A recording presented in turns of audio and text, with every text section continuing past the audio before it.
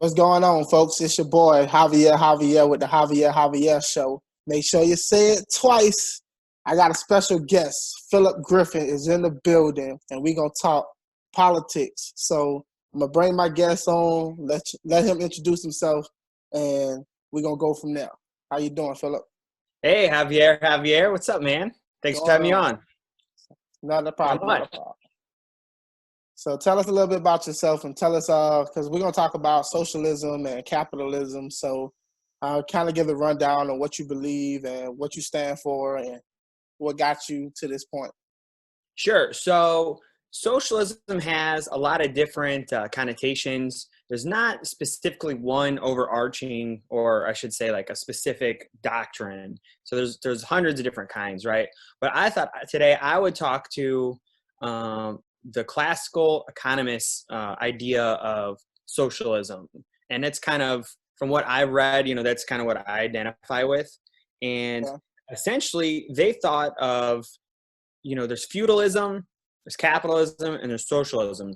And capitalism was sort of the transition phase away from feudalism into a society that is, a egalitarian society that's helpful for everybody. So they wanted to get rid of the monopolies, this hereditary landlord class that essentially, just had special privileges from, posterity or whatever. And they wanted to free economies from, they identified, earned and unearned income. So they wanted to free these economies from landlords, from monopolists, and from these people they called like the rentier class. They said these guys are just free lunchers. They're making money by not playing any kind of productive role in society. They're just mooching off people. They're vampires. So they live off stocks, bonds, and real estate. And, their conception of free markets was, again, one that was supposed to lift everybody up. And their free markets meant free of this unearned income. They call it economic rent.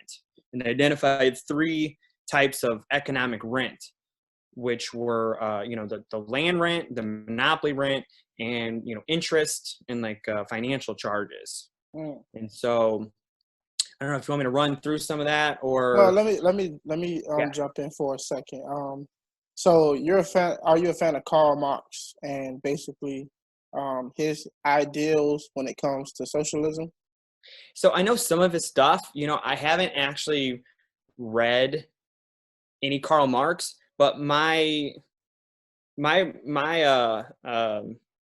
understanding is that he started to adopt some of those ideas and said like, I co-sign on some of this stuff. Okay, so something you said that the free market in their idea was to basically rise all tides, basically to lift everybody up out of poverty. And I'm kind of under the impression that a free market is not necessarily designed to lift all tides. I think the sole purpose of a free economy or a free market is to allow individuals to be able to pursue their own dream, their own goal, and to make money off of it. It's necessarily more of a value than it is a system of it. Creating wealth is just a byproduct of the free market.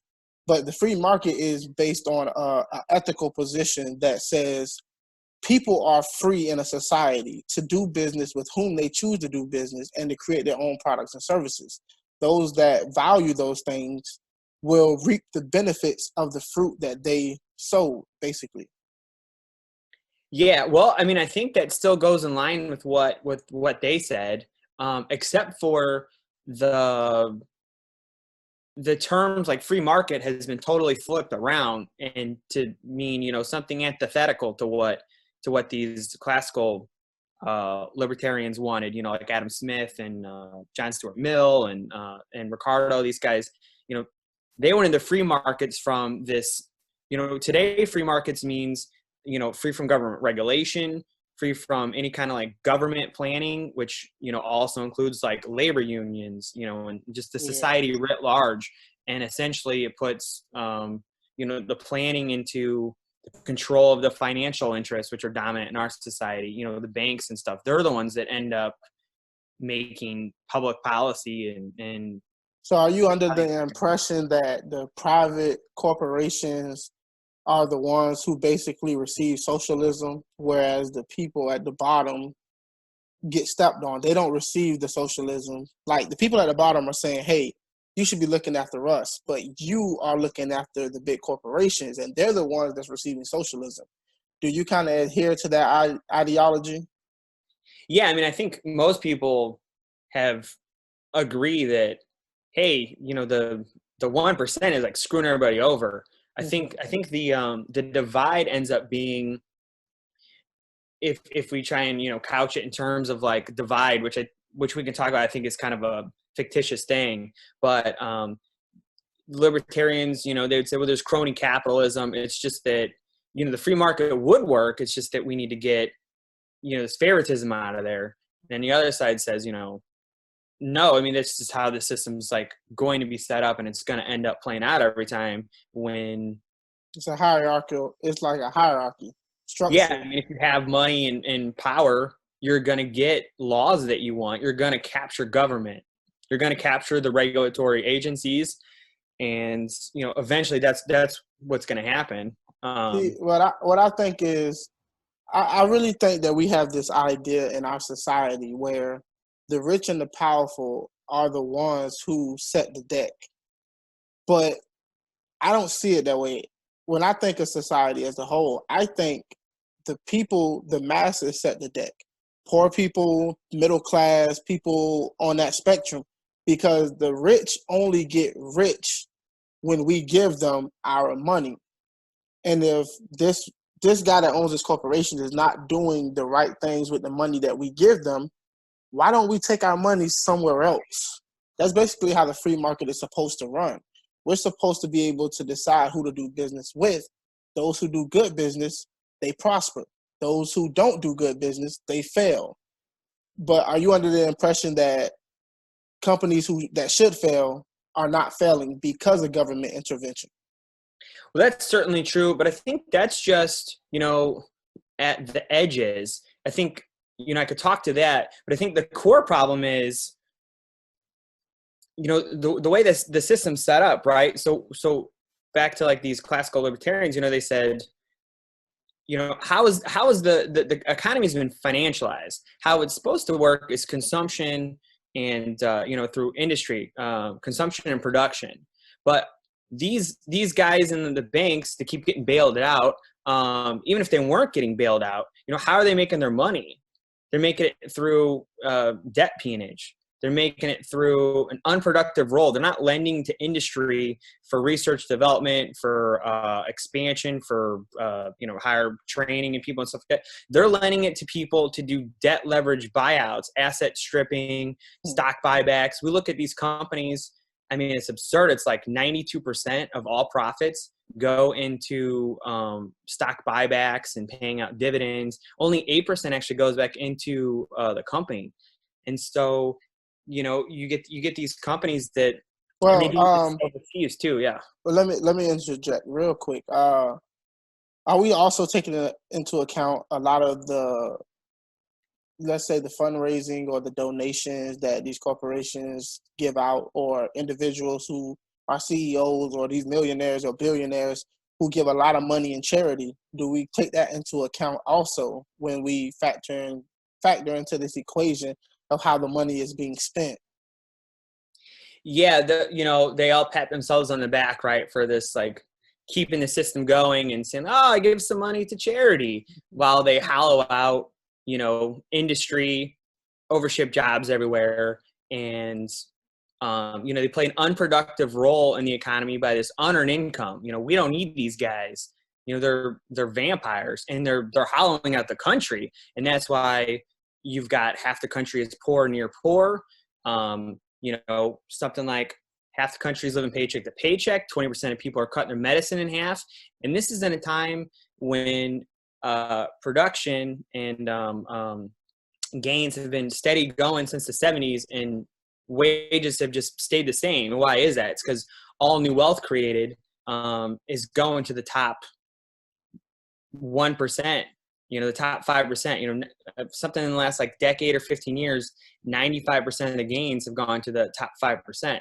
Well, And do you think that's a byproduct of technological advances? Do you think that the fact that those people who make the most money or make decent amount of money are going in fields where technology has literally taken over, and they are the ones who code, and they are the ones who know how to make this software and stuff like this, and the rest of us, or the rest of the people, they're not moving educational wise in the right direction, therefore it's not reflected as far as payment goes with salary. I think it's the way the economy is structured. These guys, even like Karl Marx, thought capitalism was going to be falling by the wayside. We're going to be living in like a quote leisure economy because of technology gains. So, when profits and production has gone up so much, we should be having 10-hour work weeks. But instead, the money's going to the very top, the tippy top, And so you've got this monopoly class, this landlord class, siphoning off all of this money. And so that's where the gains are going. So how do you respond to the argument that we are doing better than we've ever done in history? Like Steven Pinker says that poverty in the world has risen significantly since and due to capitalism. Capitalism has lifted more people out of poverty than any other form or economic system ever designed. How do you rebut that argument? I would say, even if that is true, our capitalist system is so broken. I mean, socialism is to reform capitalism, just like capitalism was to reform feudalism. So socialism is saying like how markets should work, at least the type that I'm describing right now. So it's not like getting rid of capitalism in some sense that I think that person's making an argument for. I mean, they're still keeping, quote unquote markets. They just want markets free from this unproductive role, this unearned income, where people with special business privileges and market power can charge $200 for a drug that costs $1 to make. These guys said that's So you're not arguing. So you're not arguing for complete government takeover of the economy. You're arguing for government regulations to level the playing field and make it fair in a lot of these cases where people are taking advantage of the system and price gouging and, taking all the money to the top and not redistributing it in society properly. Yeah, these guys, they wanted to tax wealth and this unearned income is what these guys wanted to do. And right now, and I think most like libertarians, agree with this, is this crony capitalism where, these guys getting rich right now. I mean, it's socialism for the rich and rugged individualism for the poor. So these guys get, the way our economy functions, it's nowhere near the market system that they pretend it is. I mean, it's total socialism. All the research and development half the time happens in the public sector at the universities, where we give grants. All the high-tech industry, lasers, computers, even like shipping containers, planes, all this stuff is spent years in development in the public sector, and then we gave it over to the private sector. So all these guys, you look at the technology in an Apple phone. I mean, it's all subsidized by the public, but then we just give over the profits and intellectual property to these guys to make a ton of money on. That's just one piece, though. I mean, the socialism wants, to restructure something else completely, but, See, well, okay. Did you consider yourself a Bernie Sanders supporter, or Well, I supported him, but he was, an imperfect electoral vehicle to try and get some change happening, to try and get some sort of modest, catch us up with the rest of the industrial world that has, much more leisure time, paid sick, your health care isn't tied to your job, which I think everyone now is seeing like that's just crazy. And just these horrible health care outcomes we have, even if you have insurance, and so on. So, all right, so let's clear this up. The reason I asked you were you a Bernie Sanders supporter was because I was trying to understand. You used the word socialism. but yet you said that you don't want the government to take over the means of production in the country. So we're not talking about your traditional or classic meaning of socialism like it was tried in the Soviet Union, for example. You're Well, yeah. okay. You're like more democratic socialism. Well, I support what these guys said, which is that you should have you know, a sensible tax policy and a public option alternative to some of this stuff. So you don't completely erase, you know, the private sector, but what you do is you have an economy that works, that makes it cheaper to live and to do business. And how you do that is you do have a public option when it comes to natural monopolies, you know, water, electricity, you know, that kind of stuff, public transportation, education. And so in that sense, you've got a public option that either makes things, you know, at cost, subsidizes it, or even free. And so then, you know, you've got a healthcare system, and that just adds to the overall economy and makes the economy better because it costs less for, say, a corporation. You know, you shift the tax burden away from labor and industry, and you put it onto this like wealthy class, this unearned income, and, you know, tax that away. Okay, so I believe, I mean, based on what you're saying as far as the wealth tax goes, like from what I understand, the wealth tax doesn't work. It's not something that has been proven to be efficient in the countries that have tried it. Basically, it's hard to tax wealth. Mostly for the simple fact is wealth is hard to quantify. You know, there are many billionaires and millionaires who have foreign accounts. They have, I mean, are you taxing them on their vehicles? Are you taxing them on the couch that they have in their homes? Like, how do you quantify wealth and properly tax that? And the amount of money it would take to actually factor all those things in and to make it happen would be more than it actually is worth to tax. Well, you start taxing this economic rent. So dividends and all this interest stuff, you know, one of the reasons they do these leveraged buyouts is because interest isn't taxed, you know. So you start taxing this unproductive income. So and you have a public banking system that actually loans the industry, makes helpful loans. It doesn't loan out to these you know, unhelpful corporations that buy a company, fire down a lot of the staff, they cut research development, anything that's not a short-term profit. They, you know, strip all the assets out, do stock buybacks. They, you know, go to the pensions and say, hey, if you don't want us to declare bankruptcy, you're gonna have to give up your pensions now. And they just hollow out a country. You know, you don't have you have a public banking industry that doesn't make loans. Like, instead, they loan to people for industry, and they loan to individual citizens for production and you know, industry. Well, and you don't have you know, go ahead. I just wanted to point out, money is fluid in a sense that money is always moving. One of the reasons why we earn interest on our money, if you have your money sitting in a bank account or like a savings account or something like that, you may get a certain amount of interest on that. And rich people do as well. And the reason they're getting that interest rate on that money is because those banks are taking their money that's sitting there and they're actually using it. They're giving out loans to small businesses and to people who want to take out student debt or whatever the case may be. They're putting that money out into the hands of other people, and they're charging them interest rates on it so that they can pay interest rate into other bank accounts and then take a little bit for themselves, which adds up to a lot, of course. But money is moving. Even if you sit your money in a bank account, it's moving. The bank is using that money for something. So it's not necessarily that these people just get to put their money under their mattress and nothing's happening with it.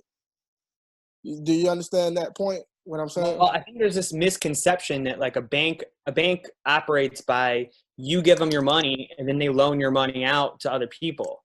And essentially that's not actually, they actually create money. They create credit.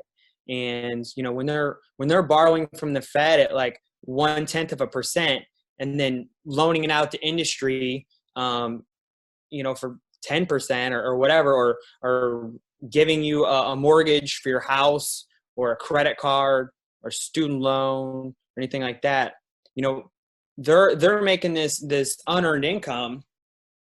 Like we just gave them another like $4 trillion and they bought up, you know, junk mortgages and risky gambling on Wall Street that these banks did.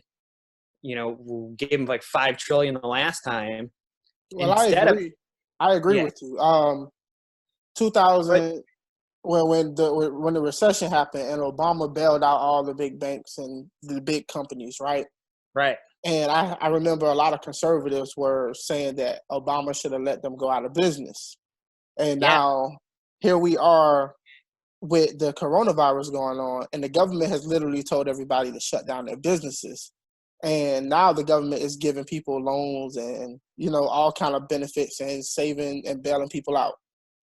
Now, some make the argument that it's because the government wouldn't allow you to open your business. Therefore, the government's job is to compensate you because the government was the one that shut you down.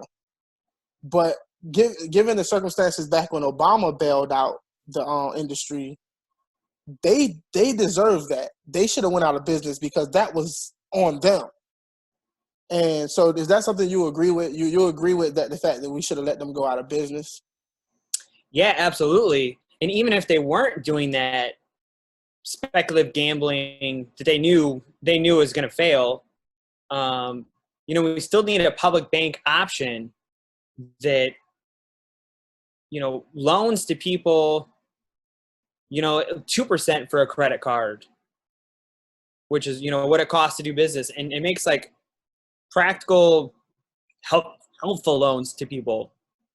But yeah, we should have taken over some of those banks, or at the very least, you know, he had a choice to save his donors, the ones that put him in office, or save the country, the workers.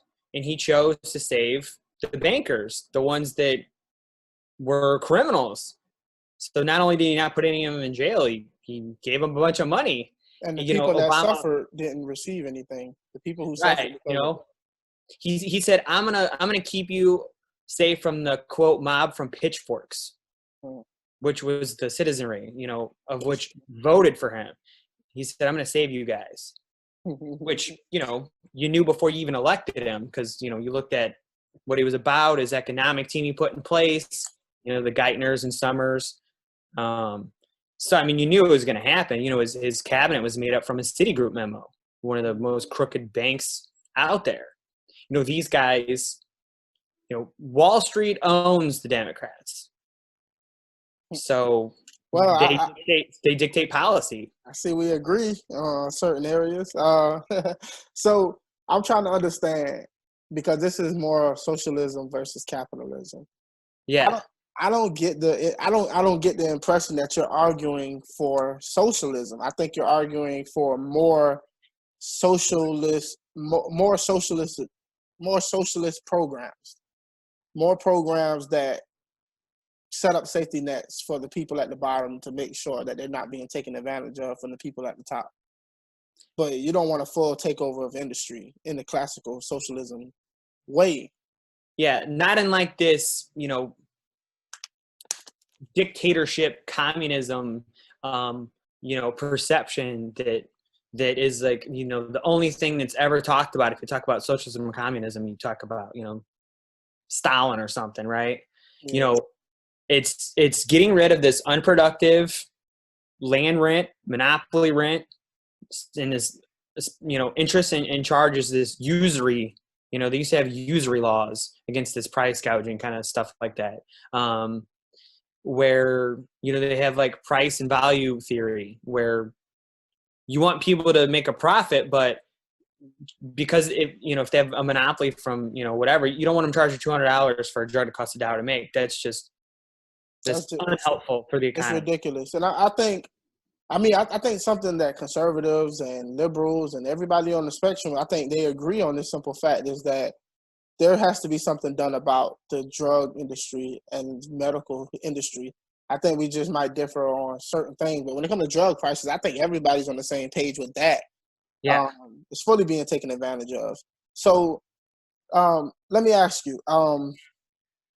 So who are you kind of leaning towards? I mean, right now we got Biden, we got Trump, and I guess we got third parties. Are you leaning one way or the other based on your view, based on your values and what you actually trying to accomplish? Yeah, you know, that's a discussion I have online a lot with people where, you know, I don't vote. I don't vote for one of the two-party duopolies. Um, you know, I supported Sanders in both primaries, but like I said, you know, he was not a flawless candidate. You know, I supported, you know, a lot of his stuff, but he was weak on a lot of other stuff. But yeah, so I won't be voting for Biden. You know, I'll be voting third party or just not voting. You know, typically I vote third party, Green Party, but you That's know, one thing I don't understand.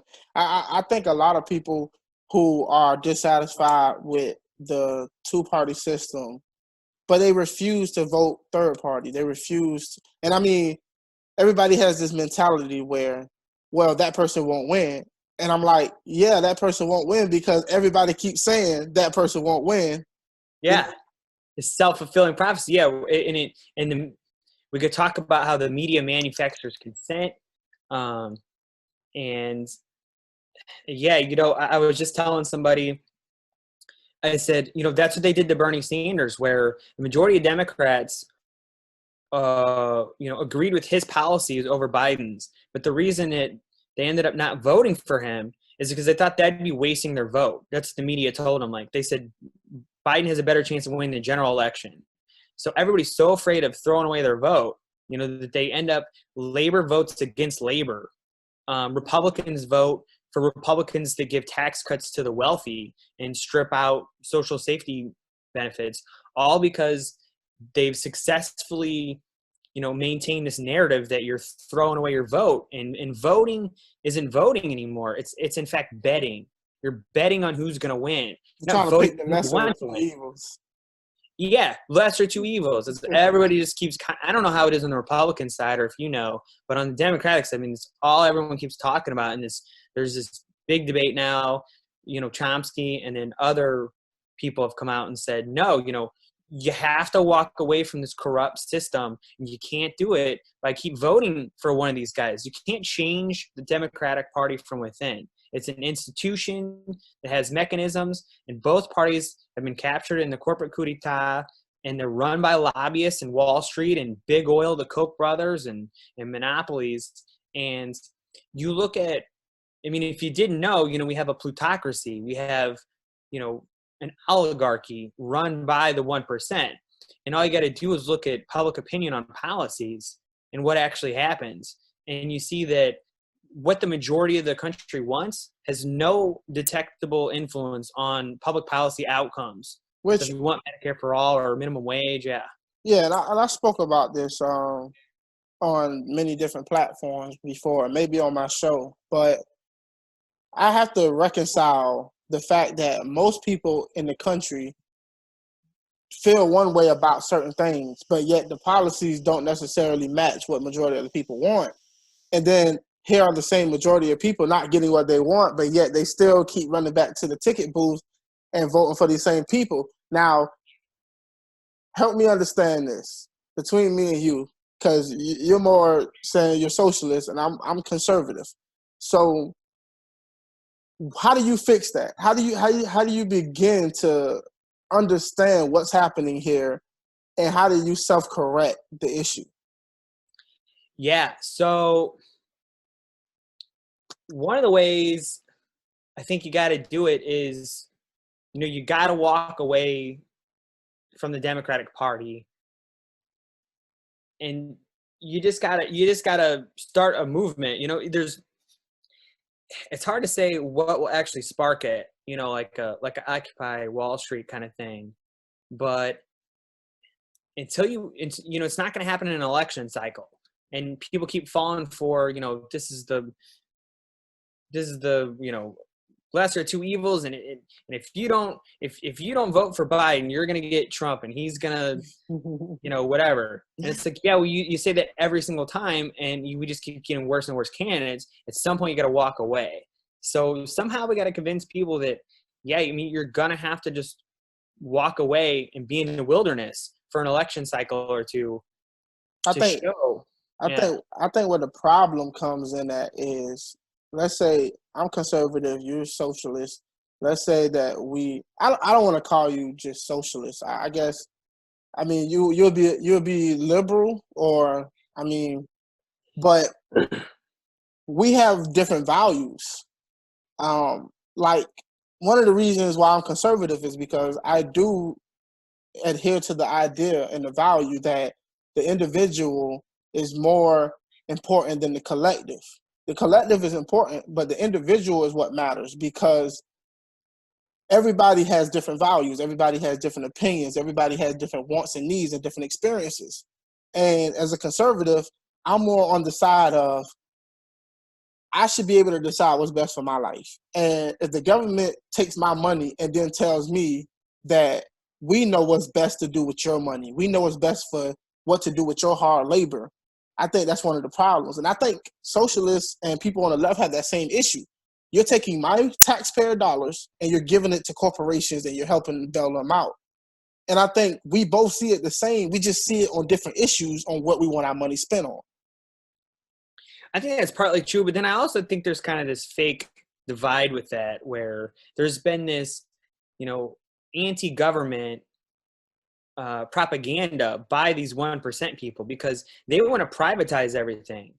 They don't want government regulation over whether they can charge $200 for a medicine. They want it in the hands of unaccountable private tyrannies. The only way that we can have, any kind of say over Jeff Bezos is if we don't buy Amazon products. Well, that's a real limited, public control. I mean, especially when he has monopoly power. Well, we gave it to him. Well, sort of, yeah. I mean, we gave him with our tax policy and our infrastructure and roads but he gave us something in return, though. I mean, Amazon changed the game. I mean, how many of us orders packages and we like the services and the products that we receive from Amazon? Amazon wouldn't be Amazon unless they actually gave us something that we valued. Well, sure, but I mean, we don't need him for that. I mean, we wasn't getting it before him. Yeah. So, I mean, the best economy is a win-win situation. You give me something that I value, and I give you my hard-earned money, and we both win. And I think what happens in our society is, I want your products, I want your services, I want to win, and I'll give you my hard-earned money, but then I want to tell you how to spend the money I gave you. And I think that's something I can't get behind. Yeah, well, I don't care how he spends his money, but I think he shouldn't play an unproductive role with, this economic rent. And people shouldn't make slave wages, starvation wages, while he's the richest man on earth, and pays no taxes. I mean, it's insane. He actually gets a refund at the end of the year.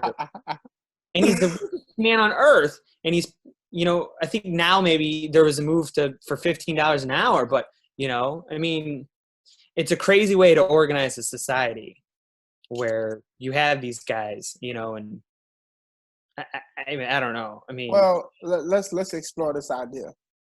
Okay, the Amazon didn't pay $0 in taxes last year. Federal taxes last year. How much did they give in charity? How much did they give in donations? How many jobs did they offer, and how many people did they employ? How many people did they help put food on their table? I mean, a business has to be summed up more than just the taxes they pay. Now, I'm not saying that Amazon shouldn't have paid federal taxes. That's not what I'm saying. But what I'm saying is, when we analyze these situations, we have to take into account the whole picture before we just latch on to, you didn't pay any taxes, therefore you're bad. But we overlook all the different things that like Bill Gates is doing, for instance, and how many people he's helping and trying to fight diseases or whatever. And I know it's controversial to bring up Bill Gates right now because everybody thinks he's up to something with coronavirus. I don't buy any of that stuff. Yeah, I don't buy into conspiracy theories, but somebody's gonna click off this video and be like, he praising Bill Gates. Well, I just don't think you need these guys, right? I mean, to read. So this classical economists, they want governments elected by the population at large.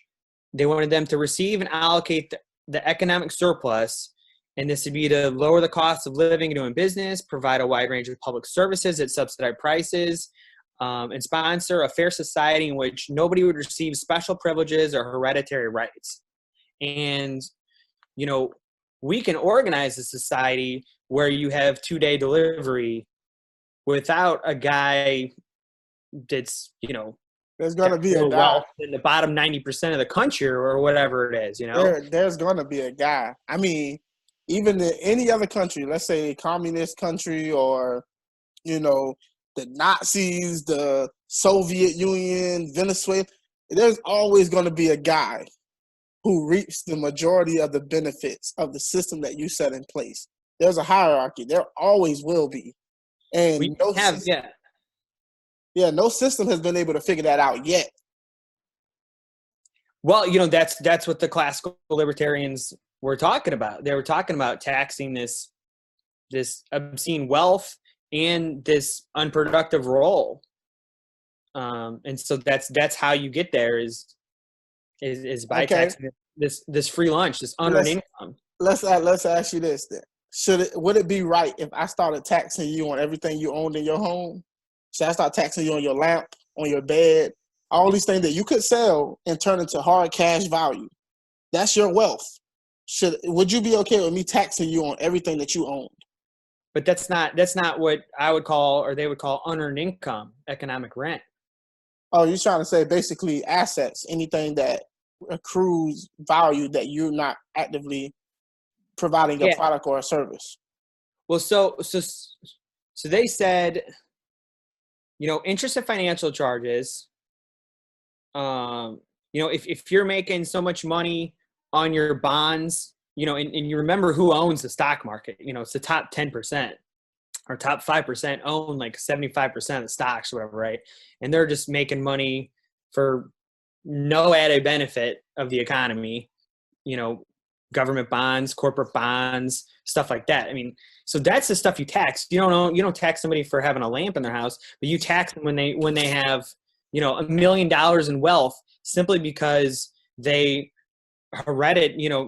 they inherited it or something, or they, whatever monopoly power they have, they own a bunch of real estate because somebody in their past conquered the land or, made a political insider move and bribed somebody to get all this land.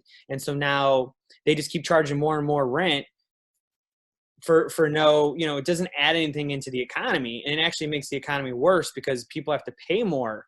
We've got this debt bubble right now where everybody pays all their money to rent into these financial charges, whether it's student loans or credit card bills, school loans, and all this money is just siphoning out of the economy when it should be being put back into the economy.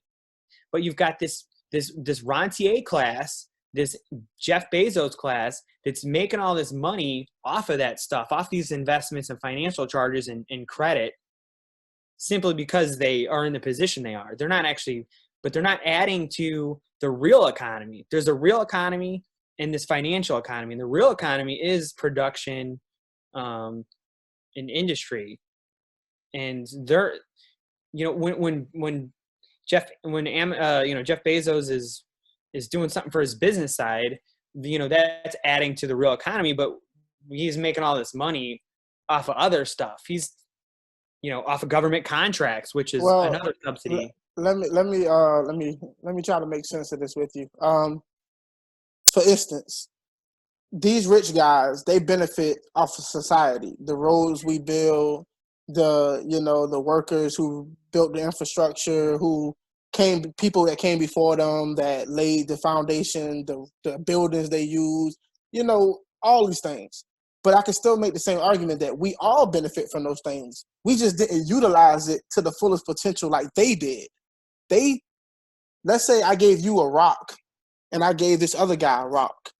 Both of y'all got a rock, and you decide to throw your rock across the pond and skip it.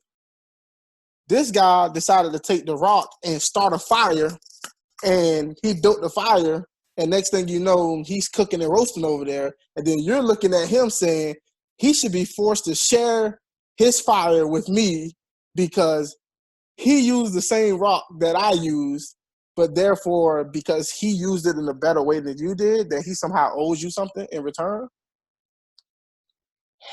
Well, I'm trying to think of an analogy. It's more like you gave him 1,000 rocks and you gave me 1 rock. And simply because of his privilege of having 1,000 rocks, he gets to smash my rock and continually take all my rock. Well, what about the guy who started off with 1 rock? Right. There are some people that are, self-made billionaires or whatever, but the majority of this rentier class is simply in a position through, a lottery, through the luck of the draw. They just inherit money. And even if they didn't inherit money and say Jeff Bezos got 1 rock, well, now but he's still in the system making money in an unproductive way when he's based on your standards on this economic rent. Why should a bank be able to borrow from the Treasury, the central bank, at 0% interest and then loan it out to a corporation to then buy another corporation and destroy it, and then pay out money to the bondholders and the original bank that lent them the money that they got for free from us, from the public? They took money from us, gave it to a predatory bank or a predatory corporation, and then they get paid. Everybody gets paid, but the economy gets screwed because it's hollowing out the economy, and it's an unproductive role. So all this money is being made, but it's actually just being siphoned out of the real economy. So that's what these like Jeff Bezos guys are doing. Yeah, I think I agree with you. And then they're exploiting the labor too. When it comes to him, you get into this value theory where if he's making so much money off of us. I think the one side likes to couch it in terms of like, these guys are the job creators, but these guys aren't the job creators. The 70% of the economy is consumption. We're the job creators, the people that buy stuff. This trickle down economics, so he needs us more than we need him. You know, we're the ones sweating, doing all the labor. He's sitting there just making all the money. You got it. And that's was the point I was making earlier. Now you have to decide what side you're on, because you can't have it both ways. On one hand, you're saying that we don't have the power because these guys are, these guys are above us. The government's helping them. They're making all these moves. They're hogging all the money to themselves. But yet you say 70% of us is consuming these products. So the power is in the consumer. So which one has the power? Who has the most influence on how these things turn out? Well, what do you do? So you got cable companies have a monopoly. Phone companies have a monopoly. So what do you do if you? They don't. Well, Stop. Sure they do. Stop using them. Well, right. Yeah. I mean, what kind of solution is that? It's like, it's just don't drive a car. It's a perfect solution. For instance, Blockbusters used to sell VHS, right? Blockbusters went out of business. Nobody cared. We're not sitting here crying over getting VHS anymore. We stopped using them. Well, sure, it's just technology, yeah. Somebody will create a replacement, because there are a group of people like me and you who exist out in the world, and we're looking for opportunity to capitalize on.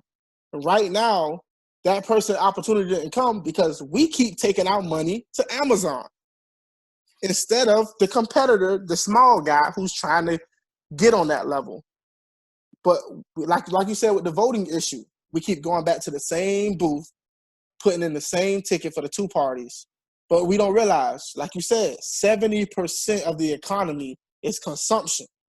How much power is that? And how can you wield that in your own favor?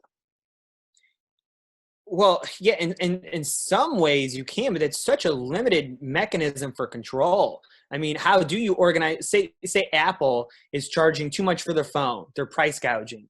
Well, so my solution is to have government regulation over that, and that's what the classical libertarians wanted, in a public alternative. So you have a public option that has a phone that's subsidized or free, but this other solution where you just walk away from Apple, well then what do then it just doesn't work. It would have worked like that already if it didn't work like that. You don't like Android? I mean? You don't like Android?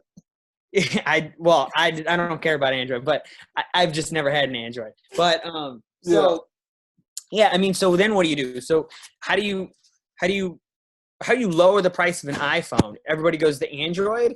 These guys have monopolies. So I mean, it's just not a realistic option to try and organize the whole society to like walk away from Apple and go to Microsoft. Or why is that? Because Apple is providing you something you deem to be valuable enough to pay that price. Because I don't care how expensive Apple makes their phone, I'm not buying an Apple phone. Now, if I was buying an Apple phone and they raised their price $200, I'm going to Android. You can't just keep giving your money to people when you know they're taking advantage of you. I don't see that as a government problem. I see that as a people problem.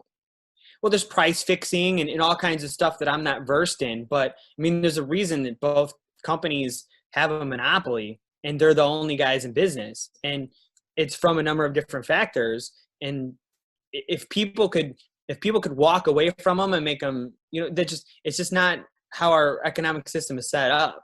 Let me ask you this. Yeah. Let's look at some government services that the government offers. For instance, the water bill or the electric bill, for instance. How many people complain about their water bill? Not many. I mean, they might say, "Oh, it's too high because it was lower last month." But there's no competitors when it comes to water or electric. Now, if that's how the government operates, when the government offers you a service, you get what you get. So what do you do in the situation where the government takes over iPhones and they control the phone industry? What happens when the government raises their prices too high? Where do you go then? Well, two things. So you have a public alternative. So you still have iPhone competing with them, but then you have a government alternative that functions to make business and doing and living cheaper. And so you have this other option that's either subsidized or at cost or free. And so you can take it or leave it. And then also, our government doesn't function right now because it's taken over by the plutocracy. But if you had a functioning government that responded to the wants of the people, then you would be able to have a regulatory board in that like made changes to the phone in a way that the population wanted. And so that would be a price check too, a control on some other company that way they wouldn't have a monopoly. Well, I can tell you this. The public would have them, yeah. If the government created phones, a public option for cell phones, yeah, I guarantee you it would be crappy. There's no way that the government can compete with Apple when it comes to phones. And that's because the government is not driven by profit. iPhone wants to earn your business. So they do everything they possibly can to get you to buy their phone. The government is like, we already tax y'all. We already get your money. We don't have to earn your money. So why would we go through hoops and bounds to give you the best phone you can possibly have? I I don't see that happening with a public option, and I just don't see that being a valuable solution. Yeah, I mean it's the same with any other thing with electric or with public education. You have a system that's like set up that's supposed to. Yeah, there are things that the government does that are better than private corporations. And some things we don't want to depend on private corporations for. For example, a phone is an accessory. Water is not. Water is vital to your survival. So that brings in the question of healthcare, because I sat there and said water is vital to your survival. And I know a lot of people would make the argument that healthcare is vital to your survival. So why aren't you for healthcare, the government running healthcare? And like I always tell people, I'm always for a public option when it comes to government healthcare. I'm just not for the government takeover of healthcare, just like I'm not with the cell phones. And I mean, they just pay for it, right? They don't like take it over. I mean, they just like Medicare for all. They just pay the bill. They don't like, still the private industry runs it. The hospital doesn't change. You just get to choose which hospital you want to go to. Nothing changes except for who pays for it. So, yeah, I mean, it's just a scare that tactic. This like government run, It looks that way on paper, but in reality, dollars talk, money talk. And when you the one paying the bill, you start making some demands. Hey, from now on, we're not paying this price for this procedure. We're not paying this price for this surgery. We're not covering this price for this medication. Next thing you know, the government is deciding what it's going to pay for and what it won't pay for. And then doctors start deciding what I'm going to work for and what I ain't going to work for. And then that's when you're really in trouble, because nobody wants to go into the healthcare in the business of healthcare, because you ain't going to make no money because the government refusing to pay you the price that you want to make. Well, I'm not sure who you're talking about. I mean, is what you're talking about? Did that happen to these other, we're the only industrialized country that doesn't have, healthcare for everybody. I mean, has that happened in these other countries? But we also have the best medical system in the world. People come here to get surgeries. People come here for their medical needs, unless they're trying to do something that's outlawed here, then they go to other places. But America has the best medical industry in general. We create most of the medicines, not like manufacture them, but we are the ones creating majority of the breakthroughs and the medical breakthroughs in the world. That's I don't know if that's true, but I know a lot of it is public subsidies. The public pays for the research, but and we have the leading cancer treatment, and yeah, if you can afford it, then you can pay X amount and get some kind of surgery here. But when you look at outcomes across the board, I mean, we're way low. We're on healthcare outcomes, but do these other countries have the problems that you laid out though, where the government stops paying for like certain operations and stuff like that? I mean, I don't think that happens anywhere, and I don't think that would happen here. Well, let's just simply look at the abortion conversation. There are plenty of people in our government who are pro-abortion and plenty of people who are pro-life. Now, what would you do if you were the president of the United States and you happen to be in control or have some kind of sway over the healthcare industry? Would you tell the government to pay for abortions if you're anti-abortion? Well, the president doesn't have that power, though. But what if the Congress or the House or Senate is majority Republican? The people who do have that power, what happens then? Do they just take abortion? We're not paying for abortion no more, period. It's over with.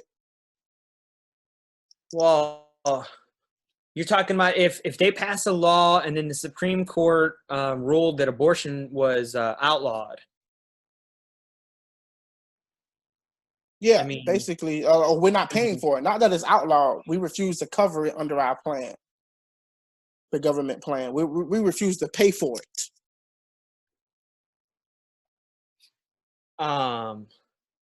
Okay, for example, let me try to make it simple.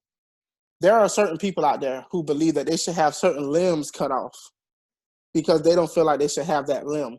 Now, it's not a large population. It's a small, minute part. But somebody has to decide, are we going to pay for that surgery or not? Somebody in the government has to decide whether they're going to pay for something or not. Am I mistaken?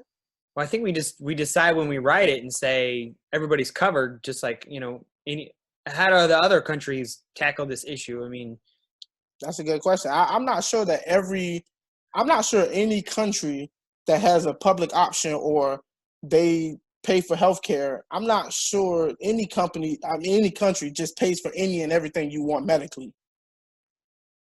I mean, there's like, elective stuff like for plastic surgery and stuff. There's probably like a private plan that you can opt into, and you could still have that here. But I don't know. I mean, I'm not too worried about like some situation like that where they say, well, we're going to stop covering abortion or something. I mean, I think they're going to keep covering abortion as long as it's legal. And as long as it's legal. And the government has known to switch depending on who's in office and who gets elected. And I mean, even Republicans were pro-choice not that long ago. So we could wake up one day and just, majority of the House is one party, majority of the Senate is one party, and they decide we're not paying for this no more. And right now, we kind of the only game in town. So what you gonna do about it? Yeah, but I don't think that change is based on if we have a Medicare for all or we have a privatized plan. I mean, I think the outcome would be the same either way. Yeah. I mean, like if they outlaw it, then you just can't get it, even if you are going to pay for it, and if they're paying for it, it's the same thing. They're going to try and get rid of it either way. But I don't know. Like, look, I shouldn't have brought this up. We probably should have. That's a whole conversation in its own merit. Yeah.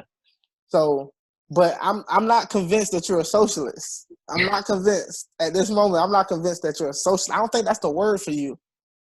Well, like I said, I mean, it has a lot of different definitions, and I think I do fall under the definition in the sense that I do agree that there should be this public alternative where the government does run some infrastructure, and it currently does run some infrastructure, right? Like water, but where it takes over more to have an economy that makes it cheaper for people to work and live.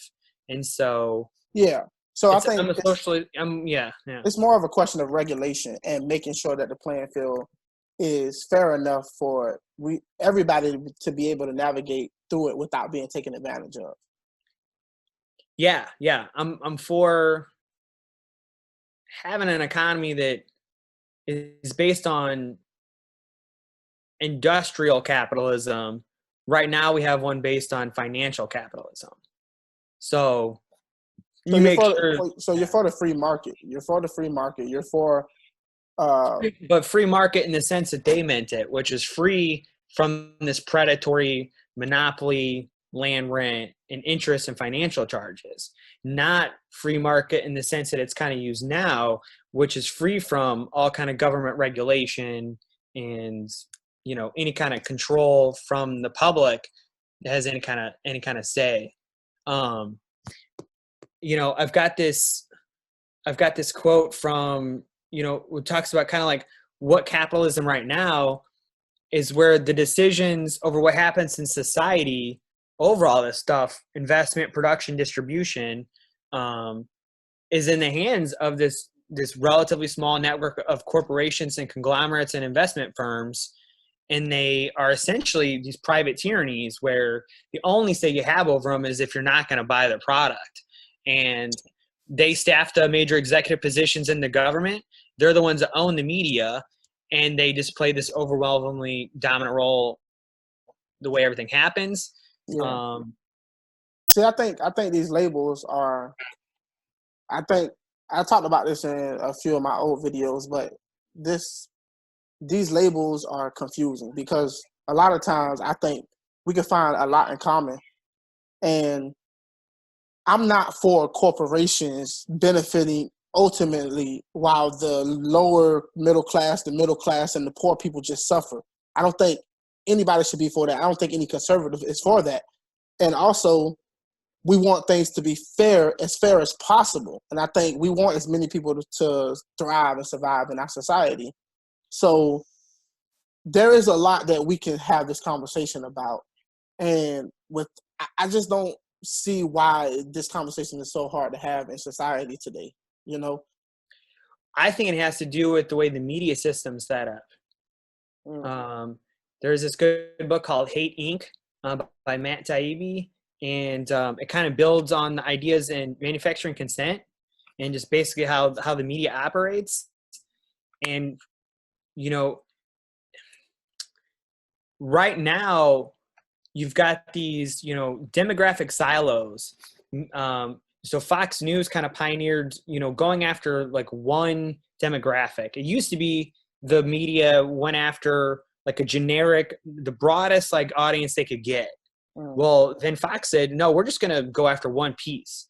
And so now all these people have gone after a piece. MSNBC goes after a piece. And so everybody's in their own little bubbles. And they train people to hate the other side. They never run stories that make their team look bad. And they've got everybody rooting for their team like it's a sports team. And so you get everybody justifying what their team does. So if their team lowers tax cuts, you know, they go for it. If their team's bought and paid for by Wall Street, they justify it. And they just keep voting for that other team. And then on top of that, you've got the way our electoral system works and how it's bought off. The you know, basically we have a one-party system. Your audio kind of going out. You sound better now. Okay, sorry. You know, Thomas Ferguson writes about this where he says, you know, there's basically a one-party system in America that has two factions. So you've got a business party, and then you've got corporates and Democrats, and different blocks of investors, different corporations line up behind the different parties. Like an interest group. Yeah, and anything that they don't want to get heard doesn't get talked about. And so instead they carve out these wedge issues, cultural issues, religion and abortion, or identity politics, like, you know, women and gays and so you're right. You're absolutely right.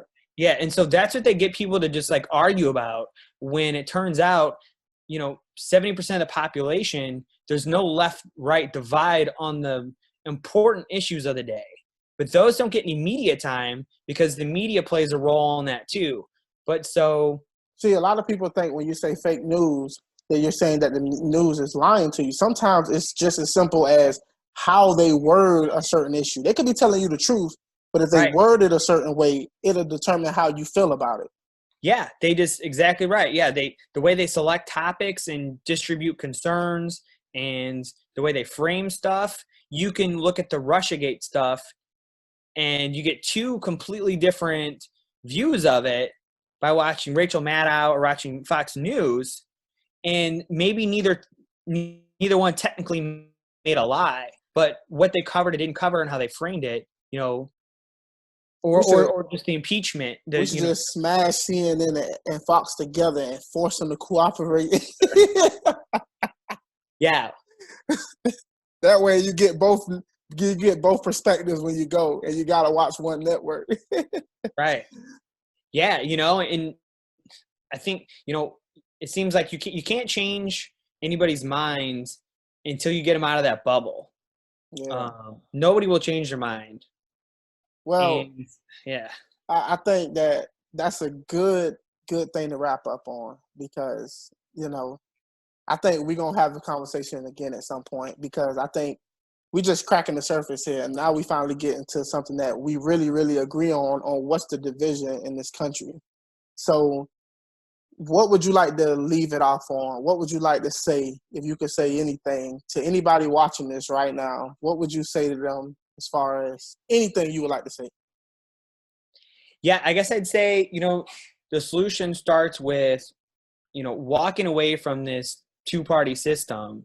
And the only way to do that really is just to look at the other side and do some research about the fake left-right divide in this country, and stop focusing on these issues that divide us and realizing what we all actually agree on. True that. Well, I appreciate you coming on, man. I really had fun having this conversation. Yeah, thanks for having me on, man. Oh, not a problem. You was a good guest. So if anybody's watching, go check out Phillip Griffin. You got anything you want to plug? I don't have any social media or anything, so. Okay, yeah. Well, you came, you heard, you saw. Now hit that subscribe button. Watch this, study this, and write in the comments below what you think about this conversation. And we're gonna catch up with y'all later. Appreciate the support. You came, you heard, you saw. Now run. Tell them we said it. And if they ask for us by name, make sure you say it twice. This is the Javier Javier Show.